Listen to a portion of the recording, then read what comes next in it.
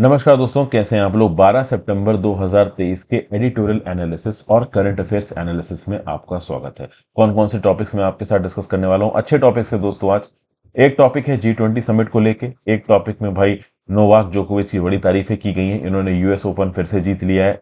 फिर यहाँ पे made in China smartphone story, ये पर्टिकुलर आर्टिकल मैं बोलूंगा बहुत अच्छा है। इंटीग्रेटेड चिप्स के और एडवांस चिप्स की टेक्नोलॉजी में चाइना किस प्रकार से यूएस और बाकी डेवलप्ड कंट्रीज के सामने डिसएडवांटेज हो गया है, ये इस पर्टिकुलर आर्टिकल में बताया हुआ है।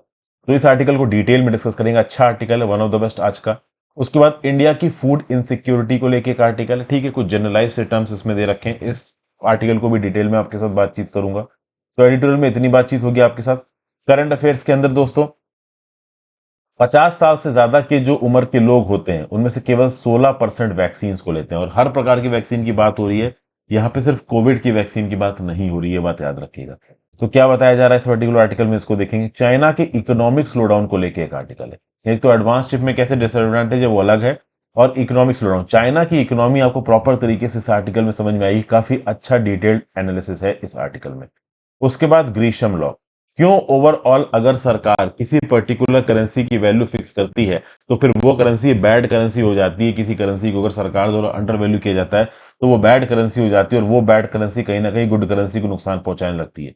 जबकि मार्केट एक्सचेंज रेट के हिसाब से अगर आप करेंसी के दाम रखेंगे तो फिर वो गुड करेंसी होगी और बैड करेंसी इकोनॉमी में नहीं आ पाएगी। तो इससे रिलेटेड एक आर्टिकल, इसको देखेंगे। और फाइनली एक और आर्टिकल है।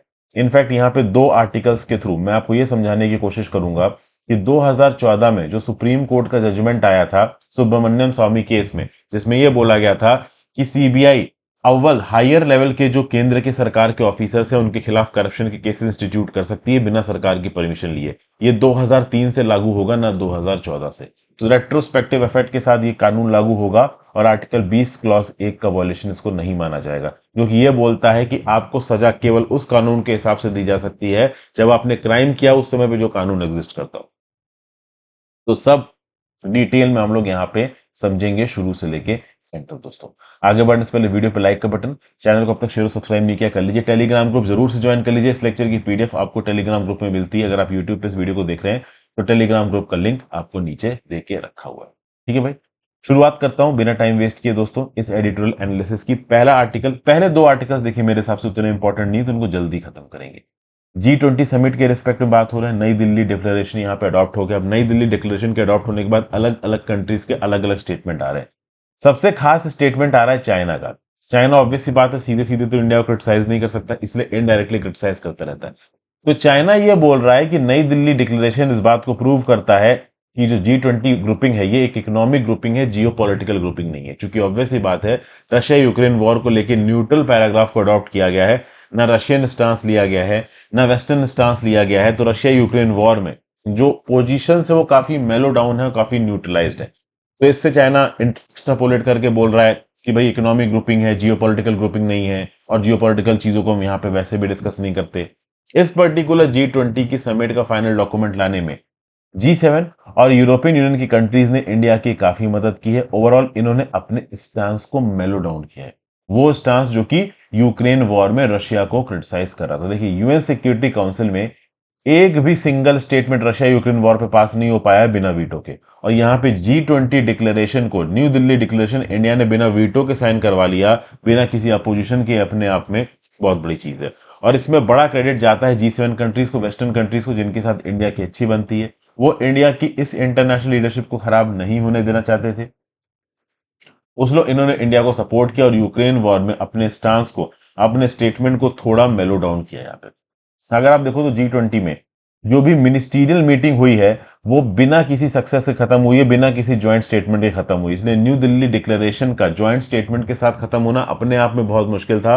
बहुत सारे एक्सपर्ट्स ऐसा बोल रहे थे, बट एंड टाइम पे कुछ ऐसा हुआ कि न्यूट्रल पैराग्राफ्स के चलते इस पर्टिकुलर स्टेटमेंट को यहाँ पे साइन करा लिया गया। रशिया ने भी इसको अपोज नहीं किया, चाइना ने भी इसको अपोज नहीं किया, वेस्टर्न कंट्रीज ने भी इसको अपोज नहीं किया। तो बेसिकली ये जो ग्लोबल साउथ है जिसमें बहुत सारे G20 मेंबर्स हैं, वो रिलेक्टेंट है साइड लेने में इस पर्टिकुलर टसल में, इसलिए एक पर्टिकुलरली न्यूट्रल टाइप का यहाँ पे डॉक्यूमेंट बना दिया गया। उसके साथ साथ और क्या क्या हुआ, तो भैया एक 83 पैराग्राफ के डिक्लेरेशन में क्रिप्टो करेंसी रेगुलेशन की बात की गई है, और $10 ट्रिलियन के क्लाइमेट चेंज एडेप्टेशन और मिटिगेशन के लिए एक फंड बनाने की बात की गई है, जो कि डेवलपिंग वर्ल्ड को यहाँ पे मदद प्रोवाइड करेगा अपने क्लाइमेट ऑब्जेक्टिव्स को पूरा करने में। समझे? 55 मेंबर के अफ्रीकन यूनियन को यहाँ पे मेंबरशिप प्रोवाइड कर दी गई है। समझ गए? तो केवल अगर आप देखो तो एक इंटरनेशनल ग्रुपिंग ईयू अब तक मेंबर थी, अब अफ्रीकन यूनियन भी यहाँ पे मेंबर हो जाएगा। तो अपने आप में जो G20 की मेंबरशिप है बहुत ज्यादा बड़ी हो गई है। ठीक है ना? 70-80 देश अब इसमें आ जाएंगे। ग्लोबल बायोफ्यूल अलायंस यहाँ पे अप्रूव किया गया है। ये एक इंपॉर्टेंट स्टेप है towards research and delivery in alternative energy sources. एक India Middle East European corridor बनाने की बात की गई है, जिससे यूएस इन्वेस्टमेंट इस पर्टिकुलर रीजन में आएगा, इकोनॉमिक अपॉर्चुनिटीज यहाँ पे बढ़ेंगी। G20 के समिट को बहुत जबरदस्त तरीके से इंडिया ने डेमोक्रेटाइज करने की कोशिश की। 60 शहरों में यहाँ पे मीटिंग्स हुई हैं। 1 लाख से ज्यादा ऑफिशियल्स अलग अलग कंट्रीज ने इन मीटिंग्स में पार्टिसिपेट किया है, 125 कंट्रीज के। तो बेसिकली G20 ने एक इनडेलिबल मार्क छोड़ा है। बहुत पॉपुलराइज किया गया ये पर्टिकुलर ऑर्गेनाइजेशन इस मीट में। वो अलग बात है इसमें खर्चा बहुत हुआ है, बट डेफिनेटली इस खर्चे का कुछ ना कुछ पॉजिटिव आउटपुट जरूर है। अगला आर्टिकल टेनिस से रिलेटेड है दोस्तों। दानिल मेदवेदेव जो कि रशिया के हैं, इनको फाइनल यूएस ओपन में नोवाक जोकोविच ने हरा दिया है। और नोवाक जोकोविच ने 24वां मेजर सिंगल जीता है। अपने आप में रिकॉर्ड टूर्नामेंट विंस है नोवाक जोकोविच के पास। 24 क्राउन्स का जो रिकॉर्ड था मार्गरेट ऑल टाइम का, उसको तोड़ दिया गया है। ठीक है ना? पहला इंसान है नोवाक जोकोविच जिसने 3 ग्रैंड स्लैम्स एक साल में जीते हैं 4 बार। इनफैक्ट दानिल मेदवेदेव वही इंसान है जिसने ओवरऑल नोवाक जोकोविच को हराया था एक साल में 4 ग्रैंड स्लैम्स नहीं जीतने जीते। और खास बात दोस्तों यहाँ पे ये कि जो प्राइम कंटेंडर थे कार्लोस अल्कराज, जिन्होंने पिछले साल यूएस ओपन जीता था और अभी रिसेंटली विंबलडन जीता है, उनको सेमीफाइनल में ही दानिल मेदवेदेव ने हरा दिया था। लेकिन दानिल मेदवेदेव 27 साल के 36 साल के नोवाक जोकोविच को नहीं हरा पाए। तो जनरेशनल बैटल में नोवाक जोकोविच एक बहुत बड़ा चैलेंज यहाँ पे दे रहे हैं बाकी यंग प्लेयर्स को। तो ये एक इंपॉर्टेंट है। ठीक है भाई? तो ज्यादा कुछ है नहीं टेनिस से रिलेटेड आर्टिकल, आप खुद ही पढ़ लीजिए। ओवरऑल जिसको टेनिस से रिलेटेड न्यूज में इंटरेस्ट है उसके लिए बस काम भर की चीज यही है कि भाई नोवाक जोकोविच यहाँ पे जीत गए हैं यूएस ओपन और रनर अप हैं आपके दानिल मेदवेदेव रशिया के। चलिए भाई, made in China smartphone story. ये भाई आज का सबसे बेहतरीन आर्टिकल और सबसे ज्यादा इंफॉर्मेशन आपको यहाँ पे मिलेगी। हुआई जो कि चाइनीज स्मार्टफोन जॉइंट है, इसने रिसेंटली कुछ ऐसा अनाउंस किया जिसकी उम्मीद नहीं दुनिया को। इन्होंने बना दिया है मेट 60 प्रो। ठीक है ना? किरेन 9000 प्रोसेसर को इस्तेमाल करते हुए। अब ये जो किरेन 9000 प्रोसेसर है ना, इसके अंदर जो 7 नैनोमीटर्स की फैब्रिकेशन टेक्निक से बनी चिपसेट लगी हुई ना, 7 नैनोमीटर्स की चिपसेट, इसको बनाने की टेक्नोलॉजी बहुत ज्यादा क्रिटिकल है और बहुत ज्यादा डिफिकल्ट है। और अमेरिकन सैंक्शंस के बाद इस प्रकार की चिप चाइना बना पाएगा इस चांस के चांसेस बहुत कम थे, लेकिन चाइना ने इस पर्टिकुलर चिप को ही बना दिया। 9000 प्रोसेसर किरिन की आपकी 7 नैनोमीटर की फैब्रिकेशन चिप, इसने सेमीकंडक्टर मैन्युफैक्चरिंग इंटरनेशनल कॉर्पोरेशन द्वारा बनाई गई है। और ओवरऑल जबरदस्त तरीके से चाइना यहाँ पे सेल्फ सफिशिएंसी अचीव कर रहा है एडवांस चिप्स की मैन्युफैक्चरिंग में। तो एक इस तरीके से आप न्यूज को देख सकते हो। लेकिन दोस्तों बात यह है कि इस न्यूज के कुछ ऐसे भी एस्पेक्ट्स हैं जहां पे चाइना के चैलेंजेस आपको पता चलेंगे। अमेरिकन सैंक्शंस के बाद यह बोला गया था कि चाइना का एडवांस चिप इंडस्ट्री में आगे बढ़ पाना बहुत मुश्किल होगा, क्योंकि सेमीकंडक्टर टेक्नोलॉजीज में अमेरिका ने चाइना के ऊपर बहुत से सैंक्शंस लगा दिए। तो बेसिकली एक प्रकार से ये 7 नैनोमीटर की चिप बना के एक टेक्नोलॉजी डेमोन्स्ट्रेशन किया है यहाँ पे चाइना ने। लेकिन ये टेक्नोलॉजी डेमोन्स्ट्रेशन उतना भी अच्छा नहीं है जितना लग रहा है। जो फैब्रिकेशन टेक्निक यहाँ पे इस्तेमाल की गई हुआई एसएमआईसी के द्वारा किरण 9000 प्रोसेसर को बनाने के लिए, ये हाईली इनएफिशिएंट टेक्निक है। क्योंकि इस टेक्निक में जो वाटर ईल्ड है ना, जिसको चिप बनाने में एक मेट्रिक ऑफ एफिशिएंसी की तरीके से लिया जाता है, ये वाटर ईल्ड है यहाँ पे 50% से कम। जबकि ताइवान सेमीकंडक्टर मैन्युफैक्चरिंग कंपनी अगर 7 नैनोमीटर की फैब्रिकेशन टेक्निक से चिप बनाएगी तो यहाँ पे वाटर ईल्ड होगी 90% से ज्यादा। तो वाटर ईल्ड 90% ज्यादा मतलब वाटर का एफिशिएंट यूजेज नहीं हो पा रहा है। चाइना के अंदर वाटर का एफिशिएंट यूजेज, वाटर की ईल्ड 50% से कम है। वहीं पे ताइवान अगर इसी सेम चिप को बनाएगा तो वाटर ईल्ड 90% से ज्यादा है। इसके चलते होता यह है कि एसएमआईसी जो कि चाइना की हुआई कंपनी ने जो चिप बनाई है, ये एक्सट्रीमली एक्सपेंसिव हो जाती है। ताइवान की कंपनी जो चिप बनाएगी ना टीएमआईसी, उससे 10 गुना ज्यादा महंगी होगी ये चिप मार्केट में। तो ऑब्वियस सी बात है लॉन्ग टर्म में कॉमर्शियली ये बहुत ज्यादा अनकॉम्पिटिटिव हो जाएगी। चाइना के फोन सस्ते क्यों बिकते हैं इंडियन मार्केट में? क्योंकि ओवरऑल वो इकोनॉमी ऑफ स्केल पे बनते हैं और उनके रॉ मटेरियल इनपुट प्रोडक्ट सस्ते हैं। लेकिन अब यहाँ पे इनपुट प्रोडक्ट चिप महंगा होता नजर आ रहा है। प्लस चाइना ने 7 की फैब्रिकेशन टेक्नोलॉजी जो इस्तेमाल की चिप बनाने में, इसमें डीप अल्ट्रावायलेट लिथोग्राफी के टूल्स को इस्तेमाल किया। जबकि यूनाइटेड स्टेट्स के पास जो टेक्नोलॉजी है वह एक्सट्रीम वायलेट अल्ट्रावायलेट की। तो बेसिकली चाइना ने इस्तेमाल की है डीप अल्ट्रावायलेट लिथोग्राफी की टेक्निक, जबकि आज की सबसे एडवांस लिथोग्राफी की टेक्निक है एक्सट्रीम अल्ट्रावायलेट की टेक्निक। तो चाइना ये जो डीयूवी की टेक्निक को इस्तेमाल करके चिप बना रहा है, ये बेसिकली 7 की चिप, नैनोमीटर की चिप तो बन रही है, लेकिन इस चिप में बहुत सारे फ्लॉज हो सकते हैं दोस्तों। चूंकि डीयूवी चाइना की टेक्नोलॉजी में जो चिप बनाने वाला प्रोसीजर है वो बहुत ज्यादा मेसी और इनएफिशिएंट है। यहाँ पे यील्ड बहुत कम है। देखिए क्या होता है कि एसएमआईसी चाइना की कंपनी जो चिप बना रही है उसमें मल्टीपल राउंड्स ऑफ मास्किंग और लेयरिंग ऑफ वाटर इन्वॉल्व है। अब जितने ज्यादा राउंड्स इन्वॉल्व होंगे उतने ही ज्यादा उस चिप के अंदर डिफेक्ट्स बढ़ेंगे। वहीं पे अगर आप ताइवान की ईयूवी टेक्नोलॉजी की बात करो, ठीक है ना, यूवी टेक्नोलॉजी अल्ट्रावायलेट आपकी मैं बात कर रहा हूं, एक्सट्रीम अल्ट्रावायलेट टेक्नोलॉजी की बात करो, तो यहां पे एक सिंगल एक्सपोजर में चिप बन सकती है। तो अगर एक चिप मैन्युफैक्चरिंग के प्रोसेस में एक एक्सपोजर होगा, डिफेक्ट्स मिनिमाइज होंगे। उसी चिप को बनाने में कई सारे एक्सपोजर होंगे, कई बार आप लेयर्स लगा रहे हो, कई बार आप वाटर लगा रहे हो, तो डिफेक्ट के चांसेस बढ़ जाते हैं। तो डेफिनेटली हुआई एसएमआईसी द्वारा जो चिप बन के आएगी, पहली बात तो लार्ज स्केल पे नहीं बनाई जा सकती, दूसरी बात उसके अंदर डिफेक्ट्स के चांसेस ताइवान की चिप के रिस्पेक्ट में बहुत ज्यादा होंगे। और तीसरा, जैसा कि मैंने बताया, हुआई एसएमआईसी बड़े स्केल पे यहां पे चिप नहीं बना पाएगा। तो बेसिकली इस प्रकार की चिप्स को आपको बड़े स्केल पे बनाना, बड़े स्केल पे बनाना है, कॉमर्शियल प्रोडक्शन करोगे तभी आप बड़े स्केल पे स्मार्टफोन्स के अंदर इन चिप्स को इंस्टॉल करके इकोनॉमी ऑफ स्केल पे इनको मार्केट में बेच के पैसा कमा सकते हो। तो पहली बात तो यील्ड रेट लो है, प्रोसेस इनएफिशिएंट और कॉस्टली प्रोसीजर है, जिसके चलते ओवरऑल हुमायूं लॉन्ग टर्म में अपनी इस टेक्नोलॉजी प्रोडक्ट को कॉमर्शियलाइज कर पाएगा कि नहीं, इस बात को लेकर जरूर डाउट है। और कहीं ना कहीं इंक्रीमेंटल इनोवेशन किस बात से जुड़ा है कि कोई पर्टिकुलर नया इनोवेशन किया, उस इनोवेशन से रिलेटेड जो टेक्नोलॉजी निकली उसको आपने मार्केट में कॉमर्शियलाइज किया। जैसे कि ओवरऑल 7 नैनोमीटर की फैब्रिकेशन चिप बना के अगर किसी फोन के अंदर इस चिप को डाल के बड़े स्केल पे फोन बेचे जाए तो क्या होगा, पैसा आएगा। उस पैसे को इस्तेमाल करके अगला इनोवेशन किया जाएगा। इस प्रोसेस को आप बोलते हो इंक्रीमेंटल इनोवेशन। अब इंक्रीमेंटल इनोवेशन की पहली स्टेप में ही जो 7 नैनोमीटर की फैब्रिकेशन चिप बनाई चाइना ने, वो इतनी महंगी बनी, इतनी मुश्किल से बनी, इतनी कम यील्ड में बनी, इतनी एक्सपेंसिव बनी कि भाई लॉन्ग टर्म में वो कॉमर्शियलाइज ही नहीं हो पाई, उससे पैसे कमाए ही नहीं। तो जब पैसे कमाए नहीं तो अगले इनोवेशन में पैसे लगाओगे कैसे?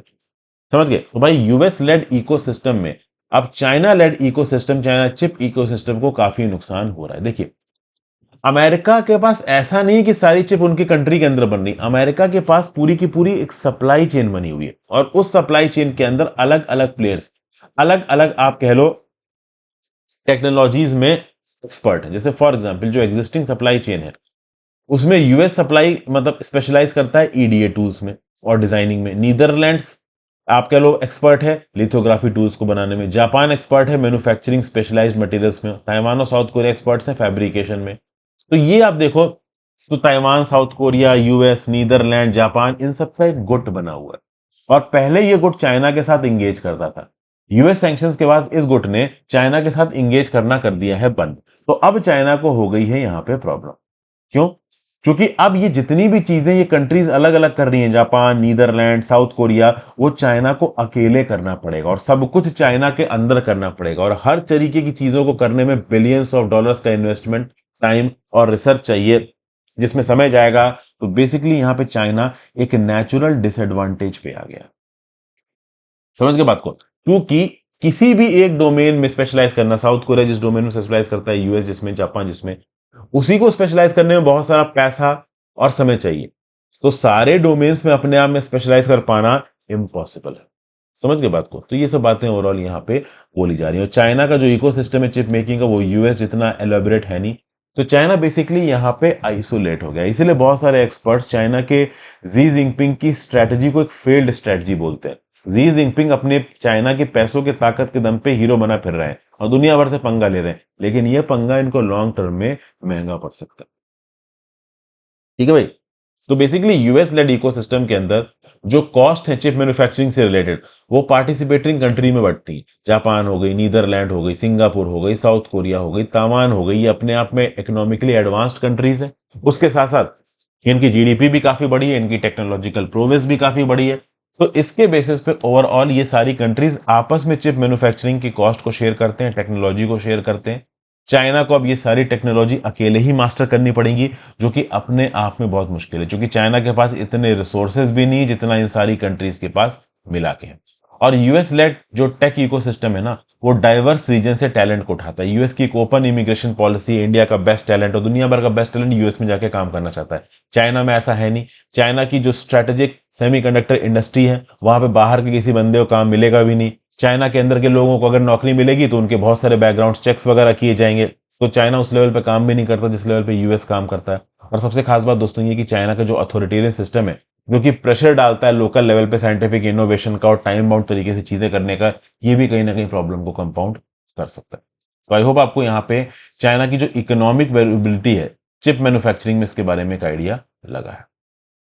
आ जाते हैं राइजिंग इंडिया फूड इनसिक्योरिटी। भाई देखिए, इंडिया में be the fastest growing large economy of the world. भले इंडिया दुनिया की one of the fastest growing large economy हो, लेकिन इंडिया में फूड एक्सेलरेशन की प्रॉब्लम देखने को मिल रही है।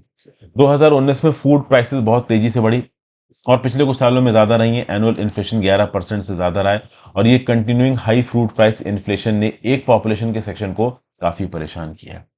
अगर आप state of the food security and nutrition of the world food and agriculture organisation की रिपोर्ट देखोगे, इसके एस्टिमेट्स देखोगे, तो आपको पता चलेगा कि proportion of the population across country unable to form a healthy diet as of, अगर आप 31 अगस्त 2023 तक डाटा को कंपाइल करके देखो तो आपको पता चलेगा कि 2021 के अंदर इंडिया में 74% आबादी को हेल्दी डाइट नहीं मिली।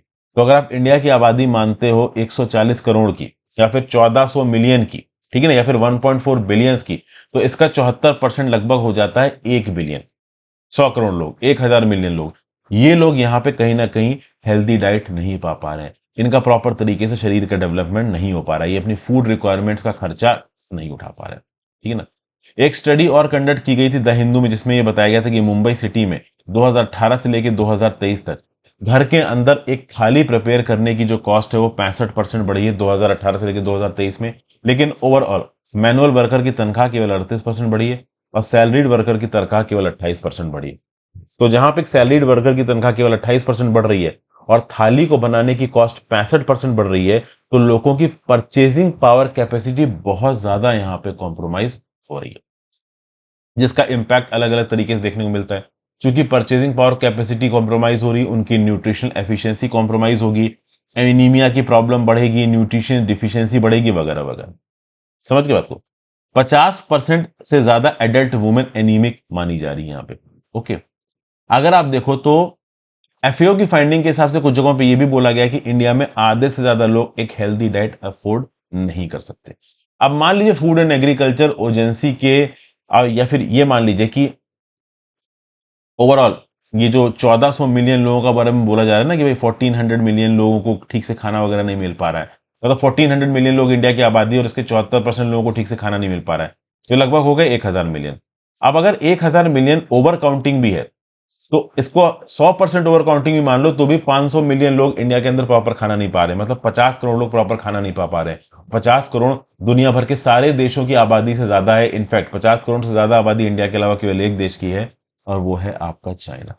तो बेसिकली ये इंश्योर करना बहुत ज्यादा जरूरी हो जाता है कि इंडियंस के पास एक्सेस रहे टूवर्ड्स अ हेल्दी डाइट, और ये इकोनॉमिक पॉलिसी का आज की डेट में सबसे इंपॉर्टेंट पॉइंट है। और इस पर्टिकुलर पॉइंट पे आरबीआई बहुत बुरी तरीके से फेल हो चुका है। आरबीआई अपनी मॉनिटरिंग पॉलिसी के चलते जो इन्फ्लेशन टारगेटिंग करता है ये सब फर्जीवाड़ा है, क्योंकि ये इन्फ्लेशन टारगेटिंग किसी भी प्रकार से फूड के दामों को स्टेबलाइज नहीं कर पाती है। सप्लाई साइड पे फूड के दाम बहुत ज्यादा बढ़े हुए हैं, इसलिए यहाँ पे इनोवेटिव सॉल्यूशन ढूंढने की जरूरत है। हम आरबीआई पे डिपेंडेंट नहीं रह सकते। फिर ये बात कर रहे हैं ग्रीन रेवोल्यूशन की। 1960s में भाई ग्रीन रेवोल्यूशन आया, एक्सट्रीम फूड शॉर्टेज थी, लेकिन उस फूड शॉर्टेज को नए तरीकों से हमने रिजॉल्व करने की कोशिश की। हालांकि उन नए तरीकों से कुछ गलत चीजें भी हुई, जैसे कि पेस्टिसाइड्स, फर्टिलाइजर्स, अनसस्टेनेबल एग्रीकल्चर में हम लोग इन्वॉल्व हुए। तो जो पहला ग्रीन रेवोल्यूशन था उस प्रकार का एक दूसरा ग्रीन रेवोल्यूशन आज की डेट में करने की जरूरत है, जिसमें सबसे इंपॉर्टेंट चीज ये है कि मिशन मोड में आप इस बात को इंश्योर करो कि प्राइसेस ऑफ फूड को स्टेबलाइज किया जाए, ठीक है ना। पब्लिक डिस्ट्रीब्यूशन सिस्टम के अंदर जो प्रोक्योरमेंट प्राइसेस हैं, कैश ट्रांसफर्स हैं, प्रायोरिटी सेक्टर लैंडिंग है, पब्लिक सेक्टर बैंक्स की, इसको थोड़ा सा यहाँ पे स्टेबलाइज किया जाए। समझ के बात को, ये सब बातें ओवरऑल यहाँ पे बताई जा रही है। इंडिया के अंदर एग्रीकल्चरल ईल्ड ईस्ट एशिया में कम है, तो जरूरी ये है कि इंडिया के अंदर इरिगेशन एफिशिएंसी को बढ़ाया जाए, overall sustainable ways of farming को लेके आया जाए जो कि इकोलॉजी के साथ सेटल्ड तरीके से काम करे। 1960s में जो हम लोगों ने अनसस्टेनेबल तरीके से ग्रीन रेवोल्यूशन लाके अपनी प्रोडक्शन को बढ़ाया था, यहाँ पे सस्टेनेबल तरीके से बढ़ाना है। राज्यों को केंद्र की सरकार के साथ प्रॉपर तरीके से सामंजस्य बिठा के चलना पड़ेगा। पब्लिक डिस्ट्रीब्यूशन सिस्टम को यहाँ पे स्ट्रीमलाइन करना पड़ेगा और हमें आइडियोलॉजिकल चेंजेस करने पड़ेंगे। प्रधानमंत्री इंदिरा गांधी जी ने ग्रीन रेवोल्यूशन के समय पे प्राइवेट एंटरप्राइजेस को इंडिया के अंदर एंट्री दी, जबकि देश उस समय पे एक सोशलिस्ट सेटअप पे काम करता था। तो आज की डेट में अगर अपनी आइडियोलॉजी से अलग हटके भी काम करना पड़े ओवरऑल फूड इन्फ्लेशन को टैकल करने के लिए, तो वो हमें करना चाहिए। तो ये सारी बातें ओवरऑल यहाँ पे बताई जा रही हैं इकोनॉमिस्ट पुलापरे बालाकृष्ण जी के द्वारा। यूपीएससी मेंटरशिप कोर्स दोस्तों लागू है, ऑर्गेनाइज तरीके से आपके लिए वीडियोस प्रोवाइड की जाती हैं रेगुलर इंटरवल्स पे। www.harshitdwedi.com मेरी वेबसाइट पे जाके या मेरी ऐप हर्षित द्विवेदी एजुकेशन पे जाके, जो कि एंड्रॉयड और iOS दोनों पे अवेलेबल है, वहां पे स्टोर सेक्शन में ये पर्टिकुलर मेंटरशिप प्रोग्राम आपको मिल जाएगा। आप चाहें दोस्तों तो डेफिनेटली इसको ऑप्ट कर सकते हैं। इसके साथ साथ ethics through examples and formulas का भी अलग से लेक्चर लॉन्च हो गया है। बहुत सारे लोग पूरा मेंटरशिप प्रोग्राम नहीं लेना चाहते, ethics through examples and formulas का ही सीरीज लेना चाहते हैं, तो उसका एथिक्स का भी एक सेपरेट लेक्चर लॉन्च है और वो वेबसाइट पे और मेरी ऐप में अवेलेबल है। इस वेबसाइट का और ऐप का लिंक आपको नीचे डिस्क्रिप्शन बॉक्स में मिल जाएगा, तो आप चाहें तो इसको ऑप्ट कर सकते हैं। ज्यादा डिटेल्स के लिए आप एक और वेबसाइट और ऐप पे जाके रेफर कर सकते हो। करंट अफेयर्स एनालिसिस पे आ जाते हैं दोस्तों। एक सर्वे कंडक्ट की गई जिसमें यह बोला गया है कि 50 साल से ज्यादा के केवल 16% लोग एडल्ट वैक्सीन लेना पसंद करते हैं। देखिए, चाइल्डहुड इम्यूनाइजेशन आज की डेट में एक बहुत बड़ा चैलेंज है और बड़े स्केल पे यहाँ पे सरकार कोशिश कर रही है कि चाइल्डहुड इम्यूनाइजेशन के इनिशिएटिव्स को हम लोग प्रॉपर तरीके से इंप्लीमेंट कर पाए। लेकिन चाइल्डहुड इम्यूनाइजेशन के साथ साथ जरूरी यह भी है कि हम ओवरऑल एडल्ट इम्यूनाइजेशन के ऊपर भी ध्यान दें। एक सर्वे कंडक्ट की गई 16 शहरों में। सर्वे को कंडक्ट किया गया association of physicians of India के द्वारा और इप्सॉस के द्वारा 16 शहरों में, जहां पे ये बताया गया कि 50 साल या उससे ज्यादा के जो एडल्ट्स हैं, ठीक है ना, 71% of the adults 15 and above surveyed were aware of adult vaccination, only 16% had taken adult vaccine। वैसे तो 50 साल से ज्यादा के 71% एडल्ट्स को पता है कि भाई वैक्सीनेशन लेनी है अलग अलग प्रॉब्लम्स के लिए। कोविड की बात अकेली नहीं हो रही, अलग अलग प्रॉब्लम्स के लिए वैक्सीनेशन लेनी है, बट ज्यादातर ने, मतलब केवल 16% लोगों ने यहाँ पे वैक्सीन ली है। और कई बार यहाँ पे अलग अलग प्लेयर्स के ऊपर इल्जाम डाला जाता है। जैसे बहुत सारे लोग डॉक्टर्स के ऊपर इल्जाम डाल देते हैं कि डॉक्टर्स प्रॉपर तरीके से अवेयर नहीं करते लोगों को वैक्सीन लेने के लिए। कई बार ओवरऑल ये बोला जाता है कि जो वैक्सीन है वो बहुत ज्यादा महंगी होती हैं, तो बहुत सारे लोग इतना सारा पैसा खर्च करके वैक्सीन लेना नहीं चाहते। कुछ लोग अपनी नेचुरल इम्यूनिटी पे रिलाई करते हैं। कुछ लोगों को ऐसा लगता है कि ज्यादा वैक्सीन लेंगे तो उनकी बॉडी ओवरऑल दवाई पे ज्यादा डिपेंडेंट हो जाएगी, ठीक है।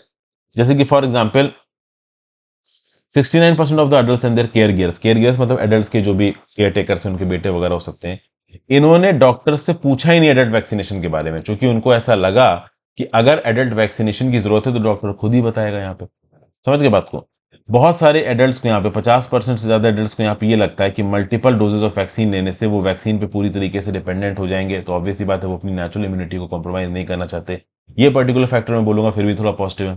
58% ऑफ द पेशेंट्स और 62% केयर गिवर्स को लगता है कि बहुत और बेटर तरीके से वैक्सीनेशन को प्रोवाइड किया जा सकता है, ठीक है ना, पेरेंट्स इन लॉस को प्रोटेक्ट करने के लिए डिजीजेस से। तो जो सेकंड पार्ट है सर्वे का, वो शिंगल्स पेशेंट्स पे कंप्लीट किया गया। शिंगल्स क्या है? हर्पस जोस्टर करके एक पेनफुल कंडीशन होती है जहां पे चिकन पॉक्स वायरस जो कि 50 साल से ज्यादा के एडल्ट्स में 90% में पाया जाता है, फिर से एक्टिवेट हो जाता है, तो काफी दर्द वगैरह होता है शरीर में, तो इसकी भी एक वैक्सीन आता है, लोग उसको भी नहीं लेते। तो बेसिकली बहुत हद तक यहाँ पे वैक्सीन एक बूढ़ा इंसान लेगा या नहीं लेगा, ये इस बात पे डिपेंड करता है कि डॉक्टर उसको कितना रिकमेंड करता है। समझ गए बात को। तो ये सब बातें ओवरऑल यहाँ पे बोली जा रही हैं। तो बेसिकली यहाँ पे एडल्ट वैक्सीनेशन के लिए प्रॉपर इकोसिस्टम बनाना, ओवरऑल डॉक्टर्स इस पर्टिकुलर वैक्सीन को कॉन्फिडेंस के साथ प्रिस्क्राइब करें और इन वैक्सीन के साइड इफेक्ट्स के बारे में भी यहाँ पे बूढ़े लोगों को बताया जाए, ताकि ओवरऑल वो प्रॉपर तरीके से डिसीजन ले पाए कि हाँ भाई इस पर्टिकुलर वैक्सीन को लेने में क्या फायदा है, क्या नुकसान है। ओवरऑल अवेयरनेस जब ज्यादा रहेगी तो ऑटोमेटिकली उसकी एक्सेप्टेबिलिटी भी ज्यादा होगी, ठीक है। चाइना का इकोनॉमिक स्लोडाउन क्या बताया जा रहा है यहाँ पे। देखिए, चाइना ने इस महीने की शुरुआत में अनाउंस किए बहुत सारे मेजर्स अपनी फ्लैगिंग इकोनॉमी को रिवाइव करने के लिए। जैसे कि उन्होंने लेंडिंग रेट्स में कुछ कट की, से इंडिया के अंदर होता है ना कि रेपो रेट कम कर दिया, तो चाइना ने भी अपने लेंडिंग रेट्स को कम किया। फॉरेन एक्सचेंज रिजर्व्स कितने रखने हैं प्राइवेट कंपनी को अपने पास, इसके नॉर्म्स को थोड़ा बहुत बदला है। इकोनॉमिक स्टिमुलस देने की बात की है, क्योंकि चाइना की इकोनॉमी में डर है, इकोनॉमी उनकी स्लो डाउन तो हो ही रही है, साथ साथ डिफ्लेशन का खतरा यहाँ पे देखने को मिल रहा है। मतलब स्पीड ऑफ जो आप कह लो ना प्राइस राइज और जीडीपी राइज, वो सब थोड़ा कम होता हुआ नजर आ रहा है।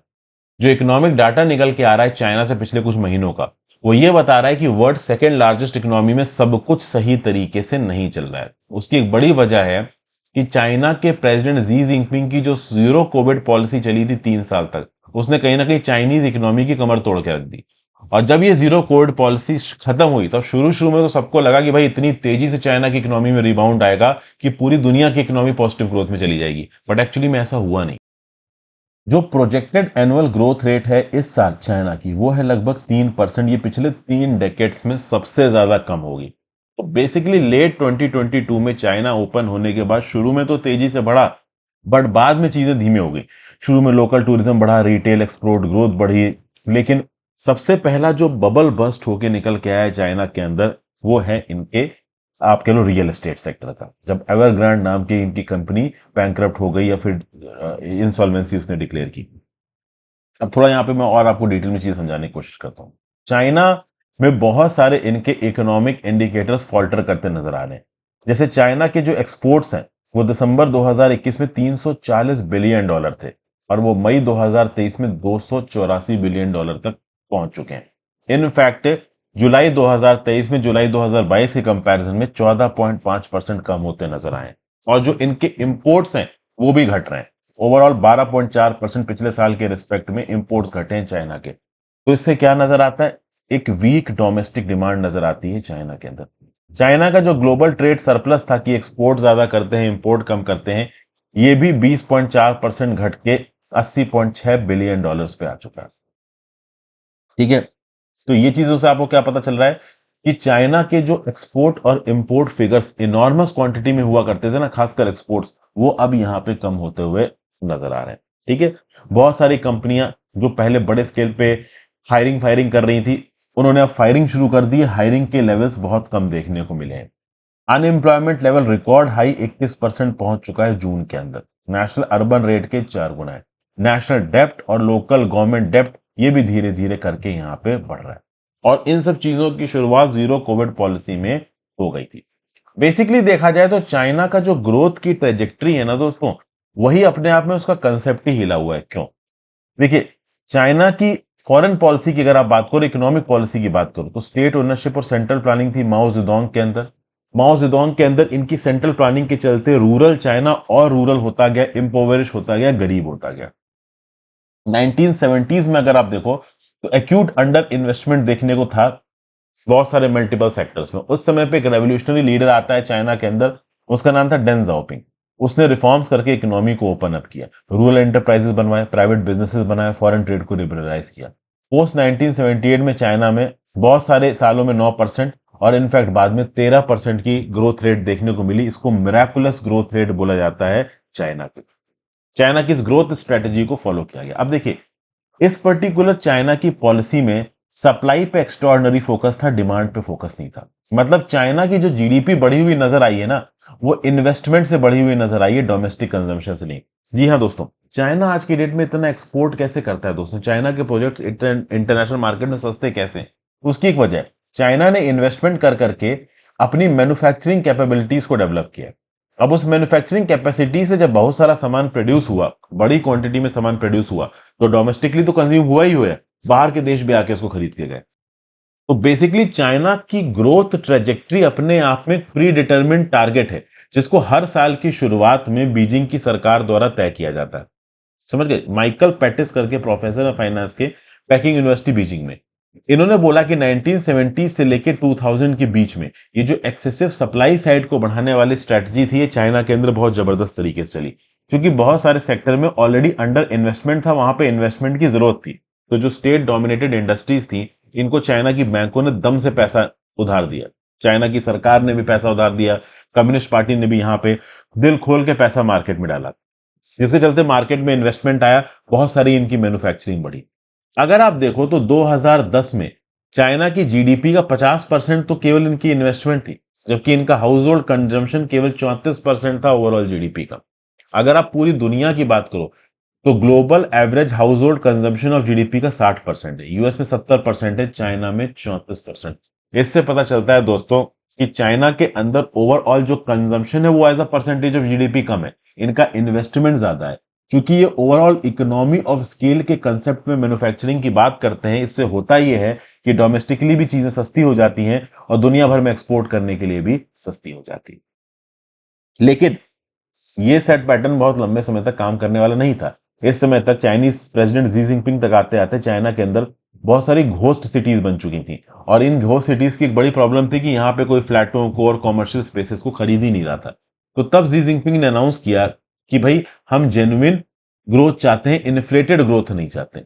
और जेन्युइन ग्रोथ के लिए कार्नेजी एंडोमेंट पेपर ने क्या नोट किया, एंडोमेंट पेपर ने, genuine growth can be thought of as a sustainable growth generated by consumption, export and business investment. मतलब डोमेस्टिक कंजम्पशन से भी आप पैसा कमा रहे हो, एक्सपोर्ट करके भी आप पैसा कमा रहे हो, और बिजनेस इन्वेस्टमेंट करके भी आप पैसा, सिर्फ इन्वेस्टमेंट ही करे जाओ और डोमेस्टिक डिमांड उतनी है नहीं, एक्सपोर्ट है नहीं, तो वो लॉन्ग टर्म में सस्टेनेबल होगा नहीं।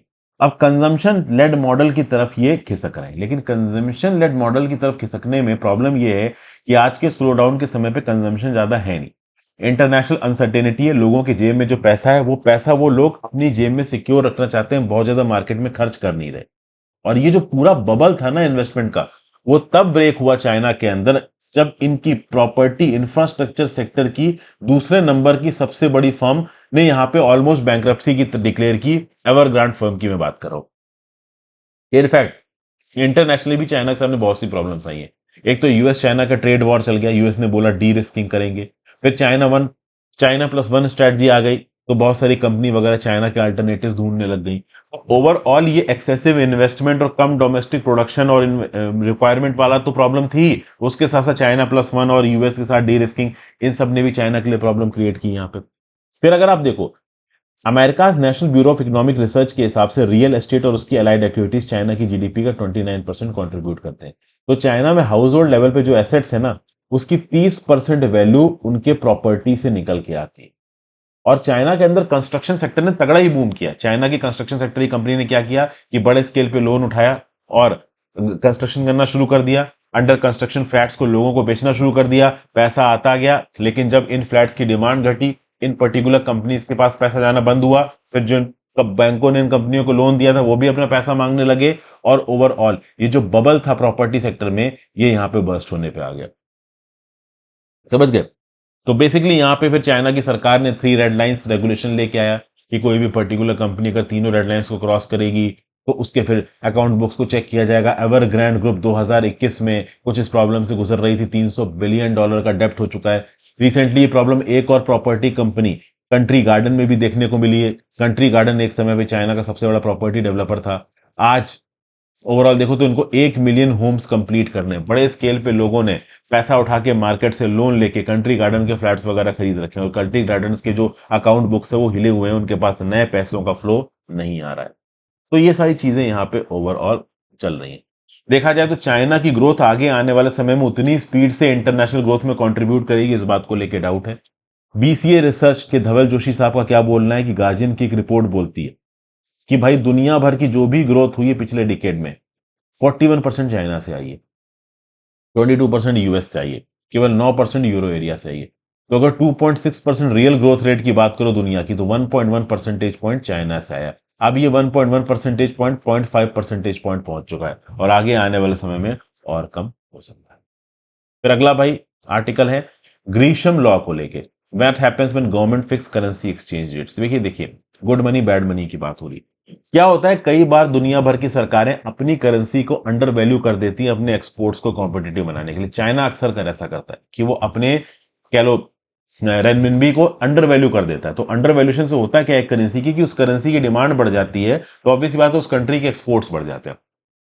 अब अगर मार्केट फोर्स के हिसाब से किसी करेंसी की वैल्यू की इंटरनेशनल वैल्यू आप डिसाइड करो दोस्तों, जैसे यूएस डॉलर टू इंडियन रुपये का जो कन्वर्जन है ना, यूएस डॉलर में एक में 83.9 रुपए बन रही है, किस बात पे डिपेंड करेगा, इस बात पे डिपेंड करेगा कि यूएस डॉलर की कितनी डिमांड है, इंडियन रुपये की कितनी डिमांड है। अब ओवरऑल किसी पर्टिकुलर करेंसी, फॉर एग्जांपल अगर आप चाइनीज करेंसी की बात करो, इनकी डिमांड के हिसाब से इनकी मार्केट वैल्यू ना रख के इनकी मार्केट वैल्यू से अंडर वैल्यू कर दो उस प्रोडक्ट को, तो ऑब्वियस ही बात है उस पर्टिकुलर करेंसी की रिक्वायरमेंट बढ़ जाएगी और वो करेंसी मार्केट से जल्दी खत्म हो जाएगी और जो करेंसी ओवर वैल्यूड है वो देर में खत्म होगी। तो अगर चाइनीज रेमिनबी का यूएस डॉलर के रिस्पेक्ट में अगर आप जो कन्वर्जन रेट है, अगर चाइनीज रेमिनबी को अंडर वैल्यू कर देते हो तो चाइनीज रेमिनबी जल्दी खत्म हो जाएगा मार्केट से, यूएस डॉलर देर में खत्म होगा, मतलब चाइना के एक्सपोर्ट्स वगैरह बढ़ जाएंगे। लेकिन लॉन्ग टर्म में ये स्ट्रैटेजी देखिए सही नहीं होती, ऐसा बताया जा रहा है। और इसको श्रीलंका के एग्जाम्पल से बताया जा रहा है। श्रीलंका के अंदर क्या हुआ था कि श्रीलंकन रुपीस और यूएस डॉलर का जो कन्वर्जन रेट था 200 के ऊपर जा रहा था। मतलब एक यूएस डॉलर चाहिए तो 200 से ज्यादा श्रीलंकन रुपीस देने पड़ेंगे। श्रीलंका की सरकार ने यहां पे एक लिमिट निकाल दी कि कोई भी एक यूएस डॉलर के लिए 200 श्रीलंकन रुपीस से ज्यादा नहीं देगा।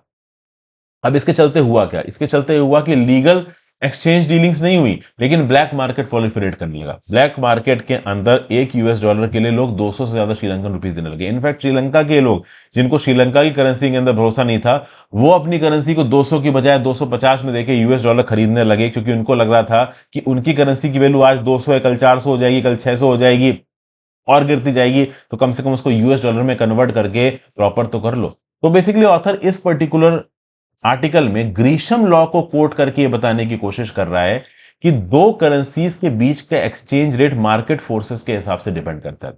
उसको आर्टिफिशियली बदलना या इन्फ्लुएंस करना बिल्कुल भी सही नहीं है।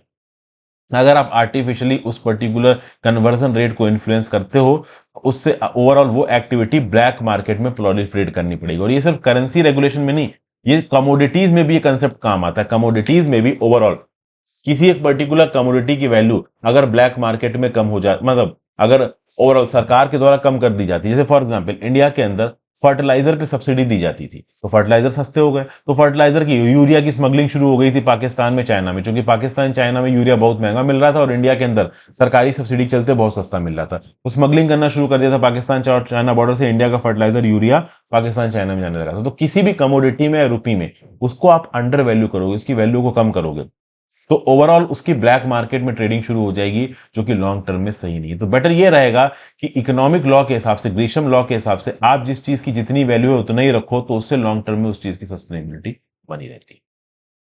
और अगला आर्टिकल, 2014 में सुप्रीम कोर्ट का एक जजमेंट आया। क्या था? सुब्रमण्यम स्वामी केस। इसमें हुआ क्या? देखिए, Delhi special police establishment act का सेक्शन 6 है, इसके अंदर क्या हुआ है कि सीनियर लेवल के जो सेंट्रल गवर्नमेंट के ऑफिसर हैं, फॉर एग्जांपल ज्वाइंट सेक्रेटरी और उससे अबव लेवल के जो ऑफिसर्स हैं, अगर इनके खिलाफ सीबीआई को इंक्वायरी करनी है तो केंद्र की सरकार की प्रायर परमिशन लेनी पड़ेगी। 2014 में constitution bench of supreme court ने क्या बोला कि नहीं भाई, joint secretary and above level के ऑफिसर्स की भी अगर इंक्वायरी करनी है तो सीबीआई कर सकता है, कोई प्रायर परमिशन की जरूरत नहीं थी। लेकिन दोस्तों 2003 से लेके, ठीक है ना, ये सेक्शन 6 है of the Delhi special police establishment act को 11 सितंबर 2003 में इंसर्ट किया गया था स्टैट्यूट। तो 2003 से लेके 2011 तक के बीच में जो करप्शन केसेस थे, वहां पे जो सेंट्रल गवर्नमेंट एम्प्लॉयज इन्वॉल्व थे, उन्होंने जाके कोर्ट में क्या बोला कि भाई सुप्रीम कोर्ट के कॉन्स्टिट्यूशन बेंच का जजमेंट आया 2011 में, तो 2011 से पहले अगर कोई करप्शन का केस चल रहा है तो उसमें आपको केंद्र की सरकार से परमिशन लेने की जरूरत है। अगर आप नहीं लेते हो तो आप आर्टिकल 20 क्लॉज 1 को वायलेट करोगे। आर्टिकल 20 क्लॉज 1 क्या बोलता है कि किसी भी एक पर्टिकुलर पर्सन को उसी लॉ के अंदर क्राइम के लिए कन्विक्ट किया जा सकता है जो कि उस पर्टिकुलर टाइम पे एप्लीकेबल था। समझ गए बात को? तो 2014 में सुप्रीम कोर्ट ने जजमेंट दिया कि हाँ भाई, overall joint secretary above level के ऑफिसर्स के अगेंस्ट इन्वेस्टिगेशन करने के लिए सीबीआई को प्रायर गवर्नमेंट अप्रूवल की जरूरत नहीं है। तो 2014 से पहले के केसेस में ये गवर्नमेंट एम्प्लॉयज क्या बोलने लगे कि आर्टिकल 20 क्लॉज 1 पढ़ो। आर्टिकल 20 क्लॉज 1 साफ साफ बोलता है कि जिस समय पे क्राइम हुआ है उस समय पे जो लॉ था उसके हिसाब से काम होगा। तो 2003 से लेके 2011 के बीच में अगर किसी केंद्र की, हायर लेवल के केंद्र की सरकार के ऊपर के एम्प्लॉय के ऊपर केस चला है और उसके अगेंस्ट इंक्वायरी करनी है सीबीआई को, तो केंद्र की सरकार से परमिशन लेनी पड़ेगी, नहीं तो आर्टिकल 20 क्लॉज 1 का वॉल्यूशन हो जाएगा। क्योंकि टेक्निकली 2003 से लेकर 2011 के बीच में ऐसा कोई लॉ एग्जिस्ट ही नहीं करता था जिसमें यह लिखा हो कि हाँ भाई सीबीआई इंक्वायरी कर सकती है बिना केंद्र की सरकार की परमिशन के। सुप्रीम कोर्ट में केस पहुंचा। सुप्रीम कोर्ट ने बोला करप्शन इस देश का इतना बड़ा एनिमी है, इतना बड़ा क्राइम है और करप्ट पब्लिक सर्वेंट को सजा पहुंचाना इतनी ज्यादा जरूरी है कि आर्टिकल 20 क्लॉज 1 के वॉल्यूशन को हम हटाते हैं। 2014 से पहले भी अगर किसी करप्ट गवर्नमेंट सर्वेंट ने घपलेबाजी की है और सीबीआई इंक्वायरी करना चाहती है तो किसी भी प्रायर गवर्नमेंट अप्रूवल की जरूरत नहीं है। बेसिकली गवर्नमेंट सर्वेंट्स के लिए जिन्होंने 2003 से 2014 के बीच में आप कह लो लफड़ेबाजी की है या फिर कह लीजिए करप्शन वगैरह किया है, वो भी अब यहाँ पे सीबीआई के लपेटे में आ सकते हैं। So thank you for watching friends, आज की डेट में इतना ही था। आई होप आपको काफी कुछ सीखने को